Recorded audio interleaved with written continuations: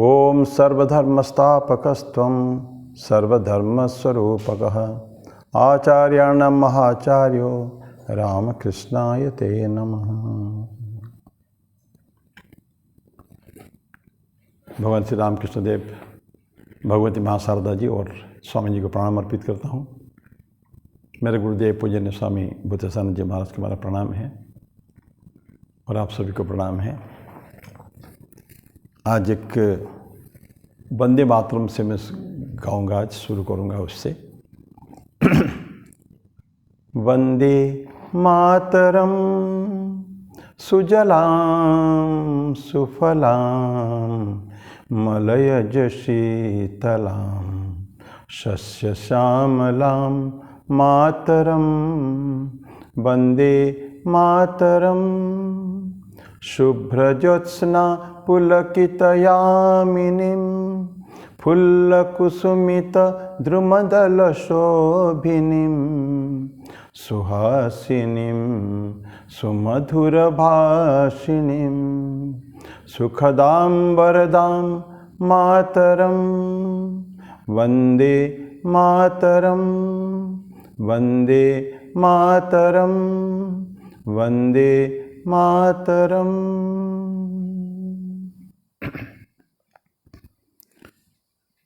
आज एक ऐसा चरित्र का आज हम लेंगे, चर्चा करेंगे।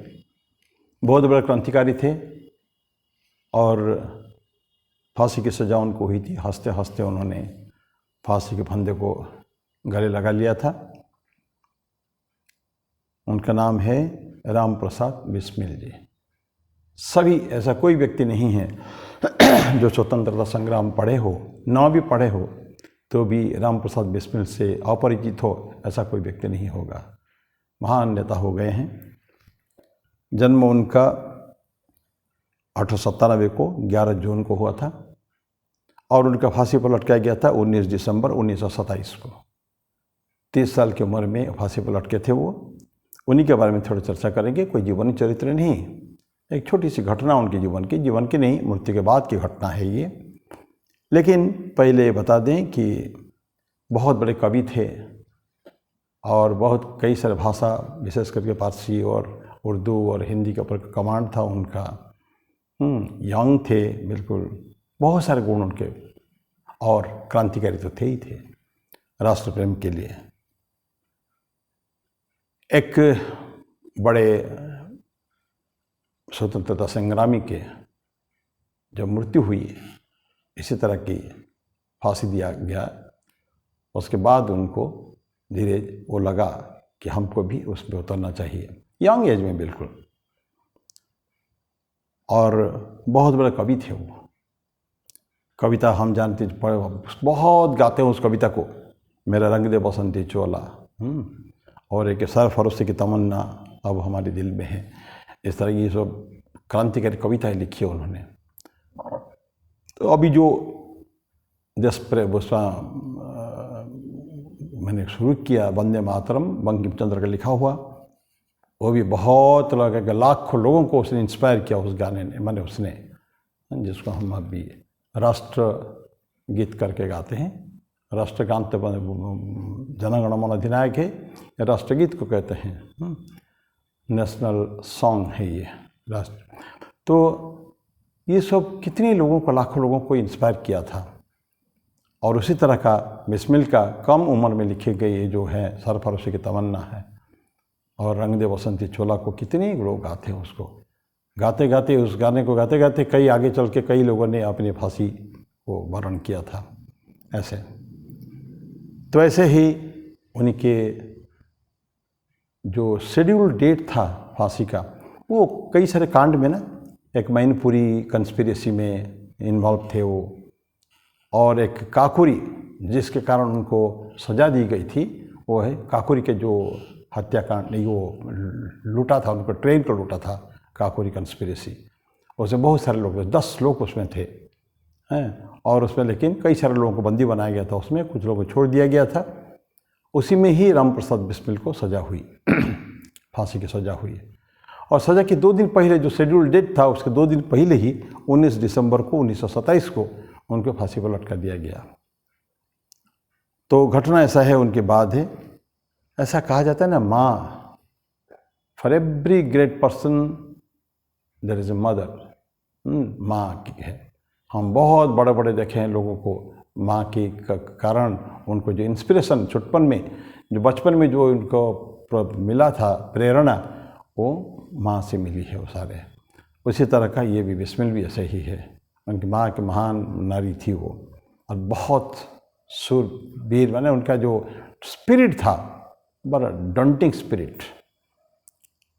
तो जब फांसी दे दी गई उनको गोरखपुर के जेल में, नोटोरियस जेल, बहुत बड़े बड़े कई फांसियाँ वहाँ हुई है गोरखपुर जेल में हैं। तो वहाँ जेल में फांसी दे दी गई। उसके बाद तो उनका माँ जो है वो वेट करती है, ऐसा कहानी आती है। मदर आके उनके डेड बॉडी को, उनका जो मोर्टल रिमेन्स जो बच गया, जो उनका शरीर जो मृत्यु के बाद, उसको लेना चाहती है। और अंग्रेज जो है उनको देंगे ही नहीं। झगड़ा हुई, बहुत सारे बाताबाती हुई उनके बीच में हैं। तो उनको, लेकिन फिर बाद में उन्होंने दे दिया, बॉडी को दे दिया उन्होंने। बहुत क्वारल करने के बाद, बहुत तमाशा करने के बाद उन्होंने बॉडी को दिया है। और उन्होंने अपने बेटे की जो शरीर को, मृत शरीर को उन्होंने अपने चार्ज में लिया और लेके उन्होंने वहीं से प्रोसेसन चालू हुआ गोरखपुर जेल से, और उनके एक नदी के किनारे तक लिया गया था, राप्ती नदी के किनारे। तो वहाँ के वहीं उनका दाह संस्कार वगैरह हुआ उनको। तो उनका बहुत प्यारा सा बच्चा था उनके, और ऐसा यंग मैन 30 साल के है, 30 साल की उम्र में उनकी फांसी हुई है, और ब्रिलियंट पोइट भी थे वो। तो लेकिन इस परिस्थिति में माँ रो भी तो नहीं पा रही है। आंखों में आंसू को छुपाकर, रोक कर उन्होंने बड़ा किया कि कोई ना देखे कि मेरे माँ ये तो हीरो की मदर है। ऐसे एक बहुत बड़े शहीद की माँ, एक छोटा सा नाटक भी लिखी गई है, शहीद की माँ करके है, बहुत सुंदर नाटक है वो। कई जगह उसका मंचन भी किया गया, वो सब ये बिस्मिल के ऊपर है वो। तो अभी उनका काफ़ी बड़ा अच्छा सा उनका प्यारा सा बच्चा था। तो उनके बॉडी को लेकर माँ जा रही है। धीरे धीरे बहुत बड़ा प्रोसेसन शुरू हो गया उनका, होगा नेचुरली। हज़ारों व्यक्ति इंतज़ार कर रहे थे उनके माँ के साथ कि उनके बिस्मिल के शरीर को लेके दाह संस्कार करेंगे। और प्रोसेसन बढ़ता गया, कारवां जैसे आगे बढ़ता गया तो लोग भी और जुड़ते गए। अब हज़ारों लाखों लोग उसमें हो गए हैं। तो ये जो जाने से जाते जाते रास्ते में जब बहुत भीड़ हो चुकी है, माँ ने प्रोसेसन को रोक दिया। रोक के एक खड़े हो गए एक जगह में, स्टूल के ऊपर लेकर। तो होल्ड करके तो एक कहीं से भी जुगाड़ किया है कि जिसको खड़ा होने के लिए, ताकि थोड़ा ऊंचाई में खड़ा होके वो बोल सके। तो माँ उसे बोलती है कि मेरे बेटे ने सिर्फ मुझे गौरवान्वित नहीं किया, आप सबको भी किया, सारे कंट्री को, देश को तो किया ही है, देश के खातिर है, देश को। ये जो जुनून, ये जो जज्बा उनके अंदर था, सभी के अंदर, इस तरह के सारे जितने फांसी में चढ़े हैं। और हम लोग कहते हैं कि अहिंसा से स्वाधीनता मिली, अहिंसा स्वतंत्रता नहीं मिली है। 7.5 लाख लोग, 7 लाख कहा जाता है कि करीब 7,32,000 लोग उनके जान जाने के बाद जाके उनकी स्वतंत्रता मिली है। तो हम कहीं नहीं कह सकते हैं कि गलती से भी कि अहिंसा से बिस्मिल कहते थे। बिस्मिल का ये वाक्य था कि कभी भी अहिंसा से स्वतंत्रता नहीं मिल सकती है। और मैं यहाँ बोलते बोलते मैं बोल भी दूँ, स्वामी जी ने भी, स्वामी विवेकानंद जब उस समय में, तब तो गांधी जी आए, महात्मा गांधी नहीं आए थे भारत में, तब तो साउथ अफ्रीका में उधर ही थे। लेकिन तत्कालीन जो कांग्रेस अंग्रेजों का द्वारा ही बनाया गया था 1885 में। और जब स्वामी जी थे तब भी उस कांग्रेस के जो प्रेसिडेंट्स वगैरह रहा करते थे, भारतीय कोई नहीं होते। भारतीय जाके 20-21 साल के बाद जाके भारतीयों को उस कांग्रेस का अध्यक्ष होने का मौका मिला। तब भी सब अंग्रेज लोग ही उनके रहा करते थे। और हम कैसे उम्मीद कर सकते थे कि जिस कांग्रेस पार्टी को अंग्रेजों ने बनाया है, वो डेफिनेटली भारत को स्वतंत्रता दिलाने के लिए नहीं थी। वो उनकी अलग चाल था। उनके जो भी है वो हमारा विषय नहीं है। लेकिन ऐसा व्यक्ति हो गए हैं जो ये जो जुनून, ये जज्बात जो है, जो कैसे दिया जाए, हम मरें, कितना भी जन्म हो सकता है कि हम कितने बार मरने को तैयार हैं, लेकिन देश मेरा स्वतंत्र होना चाहिए। और अहिंसा से देश कभी स्वतंत्र नहीं हो सकता है। तो हमको हिंसा चाहिए, हिंसा के बिना नहीं होता है। तो इसीलिए ये सब, चाहे डाका डालना पड़े, चाहे किसी तरह का हो, बम ब्लास्टिंग, वो जो है अलीपुर का वो ब्लास्ट वो केस वो भी था, कितने बहुत सारे केसेस उन लोगों ने किए हैं, हमने जो स्वतंत्रता सेनानी लोगों ने। तो ये माँ उसको बोलती है कि सिर्फ मुझे गौरवान्वित नहीं किया, मुझे धन्य नहीं किया, राष्ट्र को किया है और आप सभी को किया है। उनकी जो बलिदान, माँ मेरे बेटे की जो बलिदान है, वो बलिदान एक बाकी आने वाले जो स्वतंत्रता संग्रामी जो है उनके लिए एक इंस्पिरेशन, एक प्रेरणा का स्रोत ये है। इस तरह मेरे बेटे ने ऐसा किया है।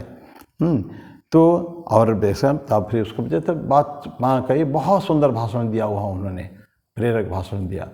लोगों के आंसू आ गए थे, लोग उसमें माँ के भाषण सुनते सुनते। फिर खूब जोर से उन्हें चिल्लाया, राम प्रसाद बिस्मिल जिंदाबाद और मुर्दाबाद, ब्रिटिश राज मुर्दाबाद। माँ बोलती है सिर्फ स्लोगान से नहीं चलेगा, हमको मेरे बेटे ने जो किया है वो भी हम लोग को करना पड़ेगा, हमको राह वही लेना पड़ेगा। और उसी रास्ते में जब चलेंगे तो ही जाके हमारा राष्ट्र स्वतंत्र हो सकता है। तो ऐसा, और मेरे अभी और आगे और बोलती है बहुत सुंदर बातें कि मेरा एक बेटा तो चला गया लेकिन राष्ट्र को स्वतंत्र नहीं देख पाया, तो मेरा एक और बेटा भी है और मैं उसको भी बलिदान के लिए, उसको भी स्वतंत्रता संग्राम के लिए उसको आगे भेजती हूँ। और मैं भी चाहूँगी इसी तरह के जैसे बड़े भाई ने जैसे किया, उसने मैंने हंसते हंसते फांसी के फंदा को गले लगाया, उसी तरह का मेरा बेटा भी करे, let him go to the scaffold, वो करे, ताकि राष्ट्र के लिए उनका अवदान, उनका बलिदान जो है राष्ट्र की स्वतंत्रता के लिए फ़ायदेमंद हो। ऐसा माँ बोलती है। और ऐसा करके मैं बहुत, मुझे खुशी होगी, आनंद होगा अगर मेरे बेटा ने ऐसा कुछ किया तो ये है बिस्मिल की है। और बाकी उनका लाइफ बहुत सुंदर लाइफ है, उसके ऊपर में जाएंगे तो बहुत लंबा हो जाएगा। तो आंदोलन कैसे ज्वाइन किया उन्होंने, और बेसिकली आर्य समाज के थे वो, और आर्य समाज के बहुत बड़े बड़े बलिदानी हो चुके हैं। ये स्वामी उस समय के जो फाउंडर जो है दयानंद सरस्वती, आगे चल के स्वामी श्रद्धानंद, बहुत बड़े व्यक्ति हो चुके हैं। तो ऐसा एक Galaxy of such personalities Bharat के हो गए हैं बलिदानी। एक और छोटी सी बात कह समाप्त करूँगा, बिस्मिल के बारे में नहीं अभी। एक और हो गए, खुदीराम बोस हो गए हैं, और कम उम्र में उनका डेथ हुआ था। बंगाल के थे खुदीराम बोस, महान संग्रामी। और फांसी में चढ़ते हैं, जब फांसी में चढ़ते हैं, चढ़ते समय उनके गाना गाते हैं, विदाई दे माँ घुरे आसी। बंगाली में एक बहुत सुंदर गाना है, विदाई दे माँ घुरे आसी। ये जन्म हमारा विफल गया, बोलता है कि हमारे जन्म विफल हो गया, मैं जो स्वतंत्रता चाहता था वो नहीं दे पाया मैं मेरे जीवन काल में। लेते माँ भारत माता को एड्रेस करती है, अपनी माँ को नहीं, भारत माता को एड्रेस करते हैं वो कि विदाई दे, मुझे थोड़ा विदाई दे दो, थोड़ी देर के लिए। आता ना, वो रेस्ट करने कोई जाता है ना, कोई बालक, कोई बच्चा, आदमी, हम लोग रेस्ट करने जाते हैं, उस तरह बोला कि थोड़ा सी मैं जा रहा हूँ अभी, फिर से वापस आऊँगा। और बोलता है कि क्या सुंदर कविता लिखी गई है कि अगर तुम मुझे, मैं 10 मास 10 दिन के बाद जन्म ने वो मासी घरे, मौसी के घर में जन्म लूँगा मैं, अगर नहीं पहचान पाएगी माँ मुझे तो मेरे गले में फांसी का दाग देखना। क्या सुंदर बातें हैं। ये जो फांसी में गले में है, ये दाग रहेगा मेरे पुनर्जन्म में भी, जब मैं जन्म लूँगा तो ये फांसी का दाग मेरे को देखना, पहचान लोगे कि मैं तुम्हारा बेटा हूँ। ऐसा करके वो मर जाते हैं खुदीराम बोस। ऐसे ऐसे सब व्यक्ति हो गए हैं, उनका कहीं एक क्षण के लिए भी उनका चिंता नहीं थी कि हम मरने जा रहे हैं भारत माता के लिए। तो ऐसा आज इसको हम ले रहे हैं। बलिदानियों को, उनके जैसा और बलिदानियों को हम जो उनका जीवन समर्पित कर दिया देश के लिए, हम नतमस्तक हैं उन सब के सामने। तो उन्हीं की कारण है, ऐसे ही लाखों लोगों के कारण है भारत स्वतंत्र हुआ था, और हम स्वतंत्र भारत में अभी जो सांस ले रहे हैं, ऐसे ही बलिदानियों के लिए और ऐसे ही हीरोज़ हमारा जो जवान है, जो राष्ट्र के सीमा रेखा के ऊपर है, जब अत्यंत दुर्गम परिस्थिति में 35-40 डिग्री माइनस टेम्परेचर में जो आज हमारे लिए पूरा चारों तरफ है, तो उन सब को नमन करते हुए मैं मेरी वाणी को विराम दूंगा यहीं में। ये महान राम प्रसाद बिस्मिल के कहानी के साथ मैं फिर अगले बार फिर ऐसे ही कुछ कहानी के साथ उपस्थित होंगे। तब तक के लिए ओम शांति शांति शांति। हरि ओम तत्सत। श्री राम कृष्णार्पणमस्तु।